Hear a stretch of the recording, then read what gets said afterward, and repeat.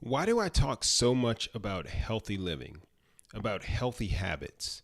And why do you hear so many of the same themes that run throughout my content, the material I put out, the podcast, the blog? The same reason I created the Fit Life program, even. It's because I've seen firsthand what healthy living can do.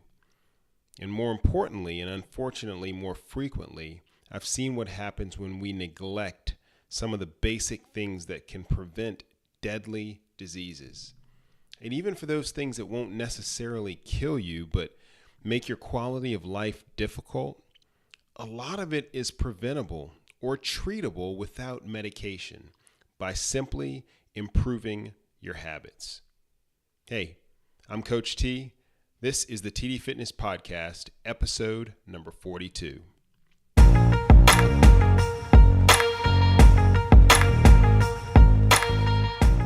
Welcome to the TD Fitness Podcast, giving you ways to live a healthy lifestyle without giving up the things that make life worth living. And now your host, certified health coach and personal trainer, Coach T. I have friends who appear to be healthy. They don't look like they carry excess weight. They have a fairly good diet. They exercise fairly often, frequently. But these same friends are talking about taking pills for weight loss or taking anxiety medication, for example. And before I get too far in this, let me explicitly state that medication can and does work in a number of instances. That's why doctors prescribe medication. But what I want to relay here is that there may be other things that you can do first before medicating. We're often triggered to medicate because that seems like an easier solution. And part of the problem is this. I feel like the system, whether you're talking the healthcare system, the advertising campaigns and system, even public opinion, we're all caged to think and promote that waiting to treat is a better option than working to prevent, insert whatever poor health condition you want right there. But the reality is that an ounce of prevention is worth a pound of cure. Even as early as the 19th century, British statesman Edward Stanley said that those who think they have not time for bodily exercise will sooner or later have to find time for illness. So over 100 years ago, this same concept rung true, right?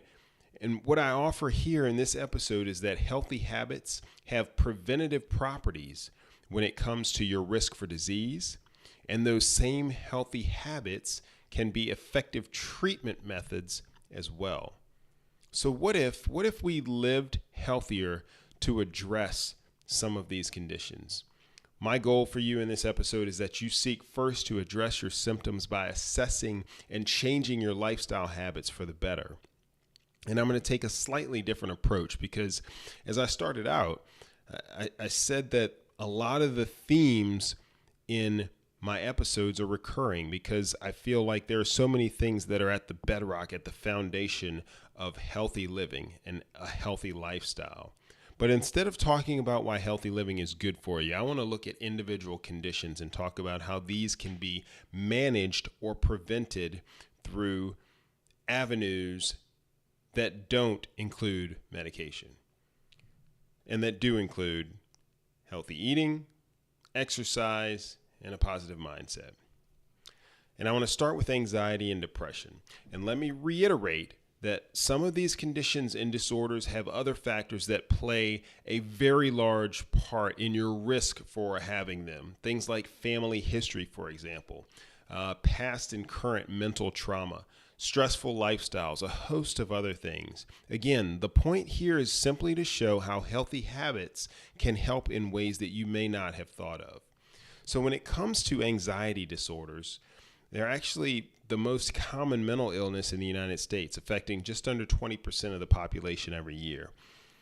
people with an anxiety disorder are 3 to 5 times more likely to go to the doctor. And again, they can develop from a complex set of risk factors, including genetics, personality, life events, even your brain chemistry. But what's interesting is the link between anxiety and depression, because nearly half of those diagnosed with depression are also diagnosed with an anxiety disorder. Now, what I want to relay is that physical activity can have a positive effect here. Physical activity boosts your energy level. It has a way of helping you to manage stress and release tension. It can promote optimism through those feel-good endorphins that are released when you exercise. And exercise has been shown to actually counter anxiety and depression. What I think is particularly interesting here, though, is that exercise can provide a way to share an activity with family and friends. Nutrition can do the same thing, or a good meal with family and friends can do the same thing. And so many times, some of the symptoms that come along with anxiety and depression are due to feelings of isolation, feelings of loneliness. So exercise and eating together as a family, those can all be ways to share in activities together and counter some of those negative effects. Okay. The next one I want to hit, and I'm going to hit a few of these just briefly because there are a lot I want to touch on. Arthritis. Arthritis affects more than 1 in 4 people in the United States. The leading cause of work disability and one of the most common chronic conditions in the United States. But physical activity, again, can reduce pain. It can improve function, improve your mood, as we already said, and improve the quality of life for those of us with arthritis. Physical activity is also important for the management of other chronic conditions that are common among adults with arthritis. Things like diabetes, things like heart disease, and obesity. They can all improve with a little bit of exercise. Better health, better well-being. Cancer. Did you know that you can actually reduce your risk of getting cancer by making healthy choices like keeping a healthy weight, avoiding smoking and tobacco, and limiting the amount of alcohol you drink, and protecting your skin, because skin cancer is one of the leading forms of cancer. High cholesterol. So your life choices absolutely influence your risk for high cholesterol. For a long time, it was thought that eating foods that were high in cholesterol actually led to high levels of cholesterol in the body. But now we know that it's eating diets that are high in saturated fats and trans fats that actually contribute more to high cholesterol and those related conditions, just like heart disease. Physical activity can help you keep the weight off, which can lead to lower levels of cholesterol. Obesity is linked to high triglyceride levels, higher levels of that bad cholesterol, and lower levels of the good cholesterol. Obesity can also lead to heart disease, high blood pressure, diabetes. And speaking of diabetes, yes, we'll talk about that too. Diabetes, which is essentially a disease that affects how your body metabolizes food, or how your body turns food into energy. Okay? When you talk about pre-diabetes, so if you're not yet at the diabetic threshold, but you have high levels of blood sugar, or even those with type 2 diabetes, your risk increases for pre-diabetes and type 2 diabetes if you're overweight, or if you exercise less than 3 times a week. So again, we hear exercise and diet. I mean, a common theme in all of these conditions. Heart disease. So in the United States, the most common type of heart disease is coronary artery disease, which can lead to heart attack. It's a precursor to a heart attack. So if you want to reduce your risk of coronary artery disease, you can do it through lifestyle changes before attempting medication. You're at a higher risk if you have an unhealthy diet. Diets, again, high in saturated fats, trans fats, and cholesterol have been linked to heart disease and related conditions. Also, too much salt, too much sodium in the diet can raise your blood pressure levels, right?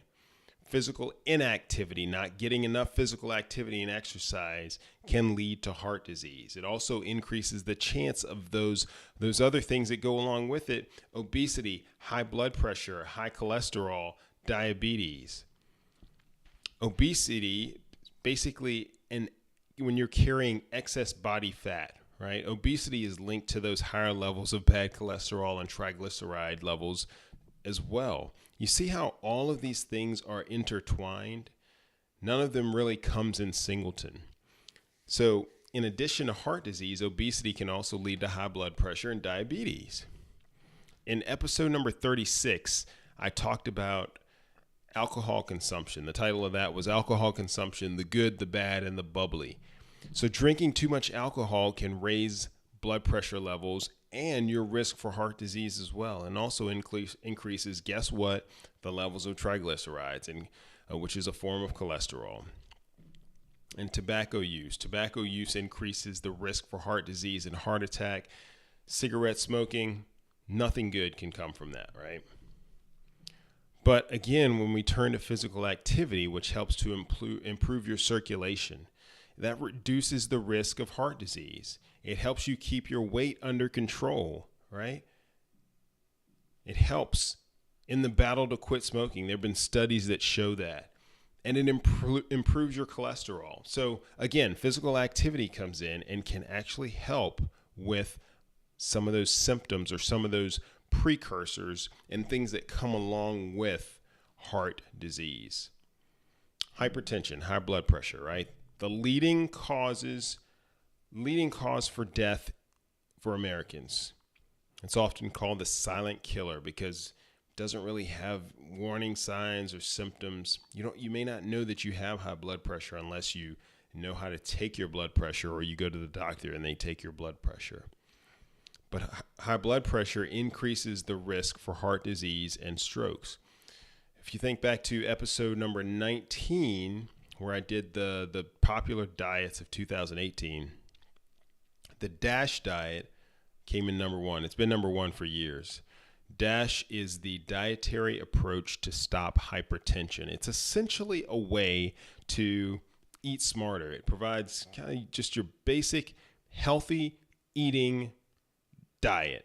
And it's not rocket science. It's pretty straightforward, but the DASH diet is so effective because it was designed to counter high blood pressure, hypertension. Again, the dietary approach to stop hypertension, the DASH diet. So check that out, episode number 19. I'll link to it in the show notes. Metabolic syndrome. So metabolic syndrome is not a disease in itself. Instead, it is a group of diseases, or a group of risk factors, I should say, that includes high blood pressure, high blood sugar, high cholesterol, abdominal fat, or carrying excess weight around the midsection. So any one of these things is not good, but when they're combined, man, you have a recipe for disaster. So the good news is that metabolic syndrome can be controlled, and guess how? Largely through changes to your lifestyle. So ways to treat it: you make lifestyle changes. Things like exercise, eating a healthy diet, losing weight, quitting smoking. All of these things are recurring. They come up in countering so many of these diseases and disorders. Overweight and obesity is another one. We've talked about it already in conjunction with heart disease. More than a third of the United States adults are obese. My favorite quote from the CDC website, the Centers for Disease Control, it says, "The key to achieving and maintaining a healthy weight isn't short-term dietary changes. It's about a lifestyle that includes healthy eating and regular physical activity." That sounds like something that I would have said in a podcast or on the website, right? I mean, that's exactly what we're talking about. It's not just short-term dietary changes. It's not just a little bit of exercise. It's not taking a pill. It's about a lifestyle that includes healthy eating and regular physical activity. And then another one I added to the list of these chronic conditions, and that is chronic pain, stiffness, tightness. I'll even throw in pulling muscles, because so many of us walk around in a state of pain, but we don't even realize it, because over time it's just gotten a little bit worse, a little bit worse over time, incrementally, and we don't notice those slight changes. But if you were to compare how you feel today to how you felt maybe 10 or 15 years ago, when you were a little bit younger, when your muscles didn't need as much care and feeding and recovery time, then I think you'd notice a pretty big difference. But things like stretching, things like taking part in activities, getting enough rest, making sure you're properly hydrated, those are all things that contribute to helping with that pain, that stiffness, the tightness, and pulling muscles. Physical activity consists of a mental aspect and a physical aspect. So it helps delay or prevent chronic diseases and illnesses. It can boost your mental wellness. And regular activity can relieve tension. It can release that tension and help with the anxiety and depression. Even anger can help you blow off some steam. And that feel-good sensation that I mentioned, the endorphins are released into your bloodstream. And it provides a good feeling. I mean, I'm the type of person that when I go to exercise, I feel so much better afterward. And that is commonly true among most people, because exercise does have positive effects, immediate effects. It also improves your physical wellness, though, reducing some of those risk factors that we've already talked about. If you're the type of person that sits for most of the day, then you increase your risk of disease. But becoming more active can help you lower that risk. So as a whole, physical activity, good nutrition, they serve to enhance or prolong your optimal health. Without physical activity, the body slows and it starts to break down. You lose strength. You lose stamina. You don't function as well. So one of the other things that I think is important to mention about physical activity, and this relates to one of the episodes I did early on, episode number 17, I believe it was. That was the one for parents, countering childhood obesity. But having good exercise habits, particularly if you're, the head of the household, or if you're a parent, or if you're in a position to influence other people, performing physical activity and eating well, that establishes good heart-healthy habits in your children. And that can help counter those conditions of childhood obesity and childhood diabetes, those things that absolutely should not be taking place, but because of the situation we're in today, they are at an alarming rate. So exercise is good not only for you, but it's also good for your family, for them to see that you take the time to exercise, that you think it's important enough to put into your schedule. Now, before I conclude this episode, what I'd like to do is just kind of go through some of the habits that I have been practicing, that I try to practice on a pretty regular basis. And I've done this a couple of times before, but I want to do it kind of in this vein of disease prevention. So my habits that, and I use the Fit Life program too, right? But some of the habits that I track from time to time are my water consumption, trying to get 100 ounces of water a day. Again, water is going to serve to hydrate you, number one, but it's also so good for your movement and muscles because it keeps the body lubricated, for lack of a better term. I mean, that's a simplistic way to think about it. But water is essential to so many bodily functions that we have to make sure that we get enough of it. The next thing is sleep. So optimally, I want to get 7.5 hours of sleep per night. But minimally, I shoot for 6 hours of sleep per night. I will be honest and tell you that I am not even close to that over the past few weeks. So that is something that I need to work on. But that rest and recovery period is important for bodily function as well. So these are things that are important to help prevent disease. When it comes to diet, I'm still doing the fasting 14 hours a day on 5 days a week. And that seems to be working well because, as I mentioned in a previous episode, it helps me to be more cognizant of what and when I eat. I also try to make sure I get in 5 servings of fruits or vegetables every day.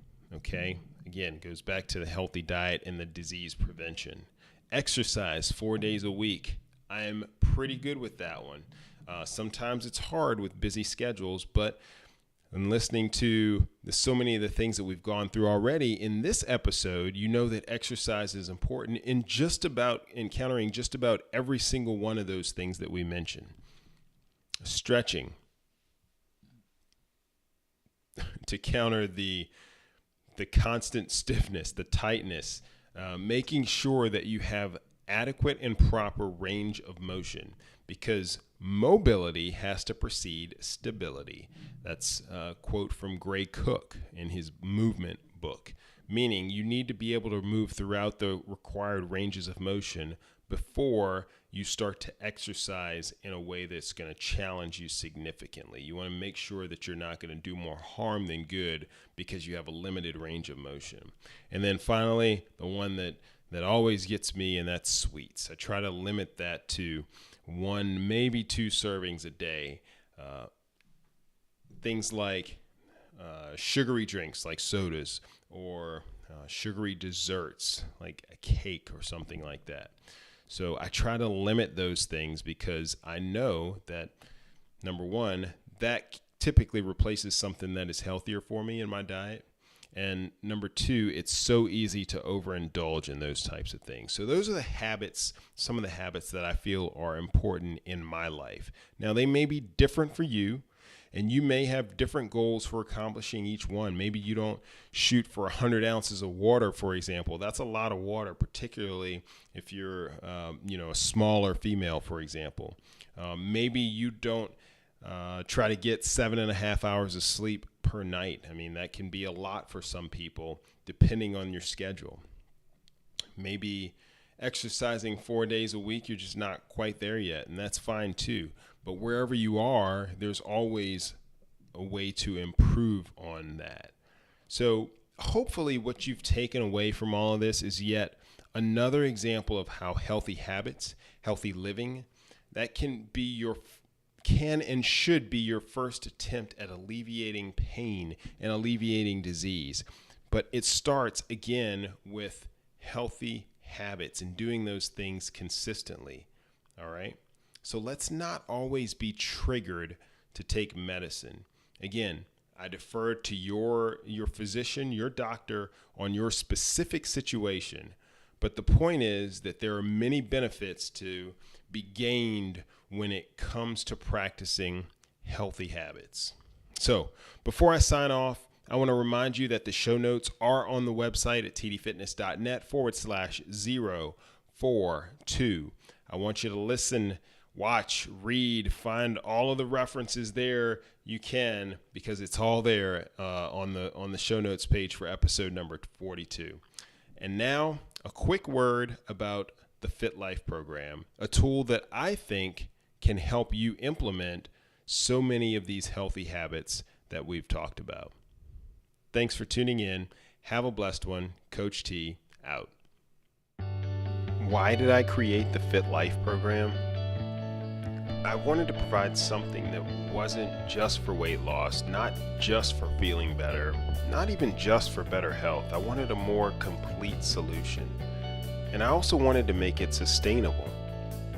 It's not just about starting something or sticking with it for a month or two.